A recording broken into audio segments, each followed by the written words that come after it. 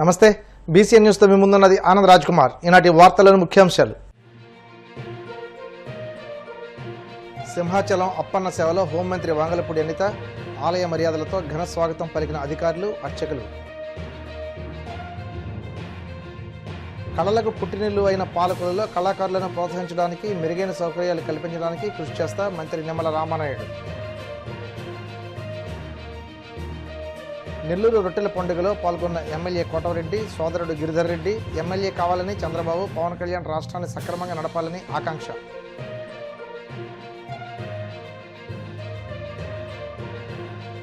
ఉండవల్లి వద్ద తనపై దాడికి పాల్పడిన టీడీపీ నేతలను వెంటనే అరెస్ట్ చేసి చట్టపరమైన చర్యలు తీసుకోవాలి YCP MLC Arun Kumar demand.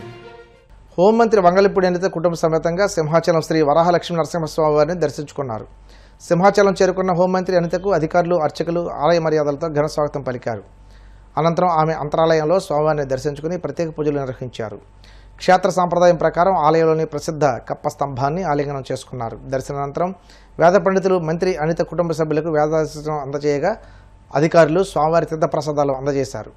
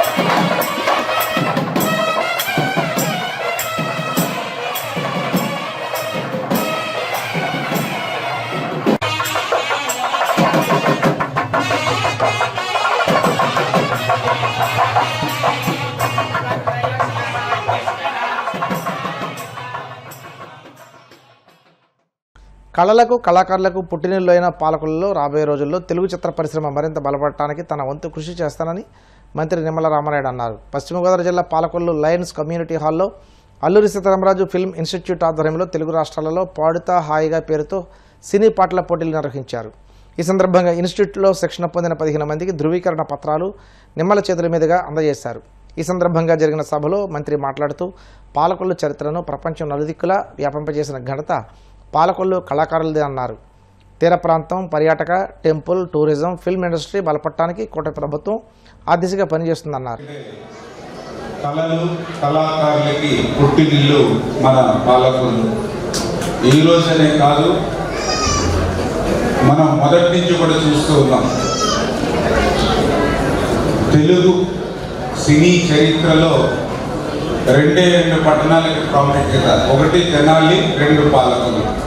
అంటే మొత్తం తెలుగు కళాకారుల్లో అత్యంత ప్రాముఖ్యత అటు తెనాలి నుంచి ఇటు పాలకొల్లు నుంచి. అందులో కూడా పర్టికులర్గా మన పాలకొల్లులో మనందరం కూడా చూసాం.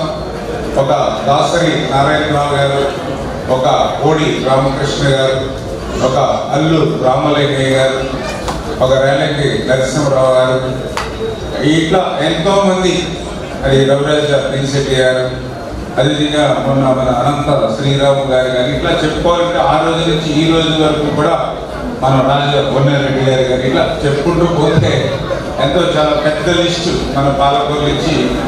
ఎంతోమంది ఈ యొక్క పాలకొల్లు శ్రీరాముడి గడ్డ మీద పుట్టి ప్రపంచాన్ని అలరించి మన పాలకొల్లు చరిత్ర నలువైపులా చాటి చెప్పినటువంటి కళాకారుల పుట్టినిల్లైనటువంటి మన పాలకొల్లో అల్లూరి సీతారామరాజు ఫిల్మ్ ఇన్స్టిట్యూట్ని ప్రారంభించుకోవడం, దాన్ని ఒక బ్యాచ్ శిక్షణ అందించి సక్సెస్ఫుల్గా వాళ్ళకి ఈరోజు సర్టిఫికెట్స్ ప్రదానం చేసుకోవడం చాలా సంతోషం.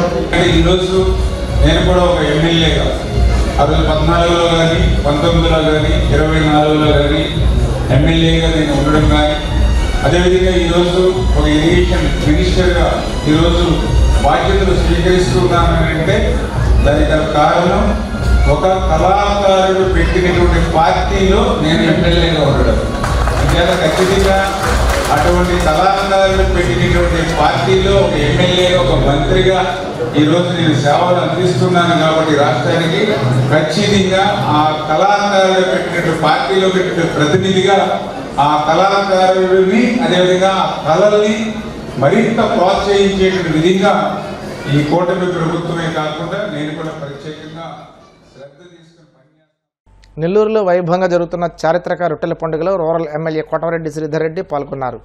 తన అర్ధాంగి సుజిత, సోదరుడు గిరిధర్ రెడ్డితో కలిసి బారాషాహిద్ దర్గాను దర్శించి ఈ స్వర్ణాల చెరువులో రొట్టెలు వదిలి ప్రత్యేక ప్రార్థనలు చేశారు. అనంతరం మీడియాతో మాట్లాడిన కోటమిరెడ్డి తాను పంచుకున్న 3 రొట్టెల గురించి వివరించారు. తన సోదరుడు గిరిధర్ రెడ్డి ఎమ్మెల్యే కావాలని కోరుకుంటూ మొదటి రొట్టెను మార్చుకుంటున్నట్లు చెప్పారు. ముఖ్యమంత్రి చంద్రబాబు, ఉప ముఖ్యమంత్రి పవన్ కళ్యాణ్, మంత్రి నారా లోకేష్ రాష్ట్రాన్ని అభివృద్ధి పథంలో నడిపించాలని ఆకాంక్షిస్తూ 2వ రొట్టెను పంచుకున్నట్లు చెప్పారు. భారీ పెట్టుబడులతో ఆంధ్రప్రదేశ్ను స్వర్ణాంధ్రప్రదేశ్గా మార్చాలనేది తన 3వ కోరికని వివరించారు.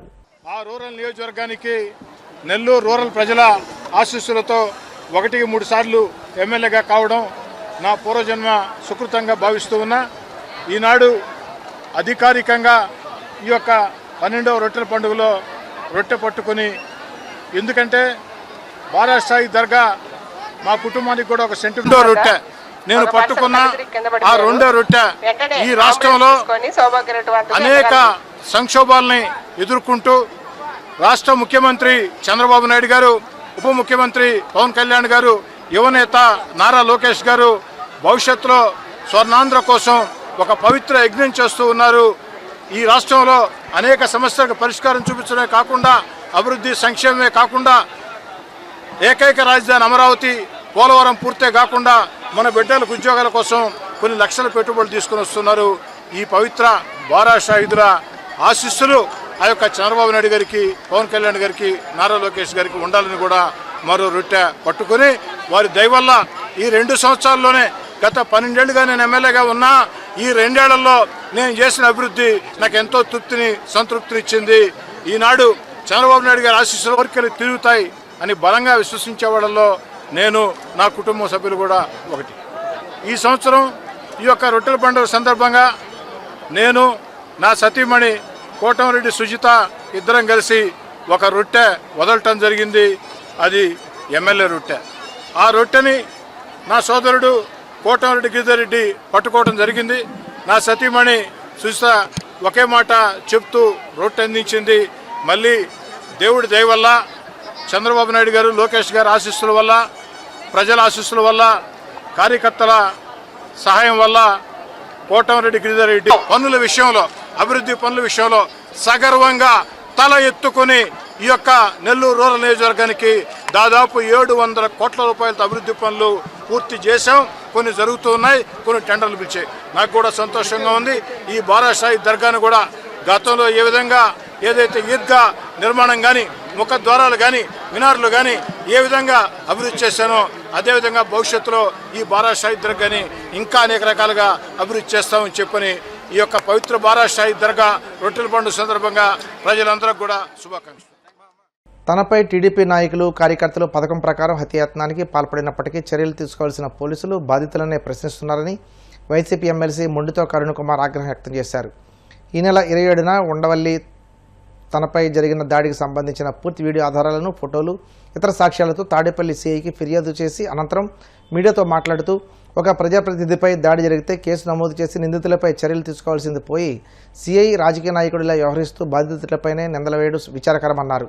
దాడికి పాల్పడిన టీడీపీ నేతలను వెంటనే అరెస్ట్ చేసి చట్టపరమైన చర్యలు తీసుకోవాలని డిమాండ్ చేశారు. మా అన్యాయాన్ని మీకు వెల్లడిస్తాం. మా గ్రామాలకు రన్ని రైతుల ఆహ్వానం మేరకు మేము నిన్న రాజధాని ప్రాంతంలో పర్యటించడానికి అన్ని ఏర్పాట్లు జరగడం జరిగింది. పోలీసు వారికి ఇన్ఫార్మ్ చేయడం జరిగింది. ప్రెస్కి ఇన్ఫార్మ్ చేయడం జరిగింది. ఆ గ్రామ రైతులు అందరికీ చెప్పుకోవడం జరిగింది. మేము కూడా పత్రికాముఖంగా కూడా మీడియా ద్వారా అందరికీ కూడా తెలియజేయడం జరిగింది. నిన్న జరిగిన సంఘటన అందరూ కూడా మీ మీడియా, ముఖ్యంగా మీడియా మిత్రులు అందరూ చూశారు. ఎవరు వెళ్తే ఎవరు దాడి చేశారు, ఎందుకు దాడి చేశారు అనేది మీకు బాగా తెలుసు. కొన్ని ఛానల్స్ అటు రాయొచ్చు, కొన్ని ఛానల్స్ ఇటు రాయొచ్చు, కానీ వాస్తవం ఏంటనేది మీకు తెలుసు. ముఖ్యంగా పెనుమాక రైతులు వాళ్ళ కోరిక మేరకు మేము వెళ్తే, అదే ఆ ఊరి నుంచి మేము వెళ్తుంటే ఇదే తాడేపల్లి సర్కిల్లో ఉన్న ఊరు ఉండవల్లి ఊరిలో ఏ విధంగా తెలుగుదేశం పార్టీ నాయకులు, కార్యకర్తలు మమ్మల్ని, మా బృందాన్ని అడ్డుకొని దాడి చేశారన్నది మీ అందరికీ తెలుసు. ఆ సభ్యుల్లో రాజధాని పరిరక్షణ కమిటీ సభ్యుల్లో 3 జిల్లా అధ్యక్షులు ఉన్నారు. కృష్ణా జిల్లా, ఎన్టీఆర్ జిల్లా, గుంటూరు జిల్లా అధ్యక్షులు ఉన్నారు. 2 ఎమ్మెల్సీలు ఉన్నారు. 2 మంగళగిరి, తానికొండ ఈ 2 కాన్స్టిట్యూన్సీలు ఇన్ఛార్జీలు ఉన్నారు. వాళ్ళల్లో 2 మాజీ మంత్రులు ఉన్నారు, 3 మాజీ ఎమ్మెల్యేలు ఉన్నారు, 2 ఎమ్మెల్సీలు ఉన్నారు. ఒక బృందం, ఉన్నత స్థాయి బృందం, ఒక బృందం రాజధానికి వెళ్తుంటే పోలీసులు ఇవ్వాల్సిన సెక్యూరిటీ ఇవ్వకపోగా పోలీసులు దగ్గరుండి వాళ్ళని ఏమాత్రం కూడా కంట్రోల్ చేయకుండా మా మీద ఏ విధంగా దాడి చేశారన్నది మనం మీడియాలో చూస్తున్నాం, విజువల్స్ చూస్తున్నాం. ఈ సంఘటనలో ఎమ్మెల్సీగా ఉన్న నేను నా కారును ధ్వంసం చేయటమే కాకుండా మా మీద హత్యా ప్రయత్నం చేయడానికి ఏ విధంగా పెద్ద పెద్ద బండరాలు వేసుకుని వచ్చారో, ఎవరు వచ్చారు, ఎవరు బండరాలు వేశారు, ఎవరు కారు అద్దాలు పగలగొట్టారు, కారును ధ్వంసం చేశారు, ఎవరు మా మీదకు వచ్చారనేది పూర్తి ఫుటేజ్ తోటి, వీడియో ఫుటేజ్ తోటి, ఫోటోలతోటి, పూర్తిగా వాస్తవాలతోటి ఈరోజు సిఐ గారిని నా వ్యక్తిగతంగా కలవడానికి వచ్చాను.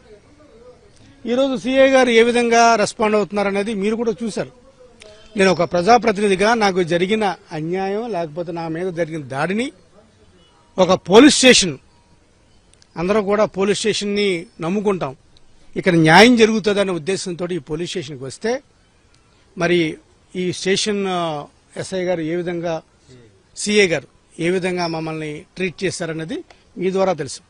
ఎవరన్నా సరే ఏదైనా ప్రజాప్రతినిధి నా మీద దాడి జరిగిందన్నప్పుడు మీ మీద ఎలా దాడి జరిగింది, ఎందుకు దాడి జరిగింది, సరే దాడి జరిగిన వ్యక్తులను ఐడెంటిఫై చేస్తాం, మీకు న్యాయం చేస్తామని చెప్పవలసింది పోయి ఈ దాడి జరగడానికి కారణం మీరే రాకపోయి ఉంటే మా పోలీసు వాళ్ళ మీద రాయి పడేది కాదు, మీరే రాకుండా నా మాట వినకుండా ఉంటే అసలు ఇన్సిడెంటే జరిగేది కాదు, మిమ్మల్ని ఆగమని చెప్పాను అయినా వచ్చారు. ఆగమని చెప్పాల్సింది మమ్మల్ని కాదు, ఎవరైతే తెలుగుదేశం పార్టీ కార్యకర్తలు మా మీద దాడి చేయడానికి ప్రయత్నించారో వాళ్ళని మీ కెపాసిటీ తోటి ఆపాలి, చెదరగొట్టాలి, క్లియర్ చేయాలి. అది చేయటం మానేసి వాళ్ళు ఉన్నారు కాబట్టి మీరు రావద్దు. ఇప్పుడు కాసేపు ప్రకటనలు.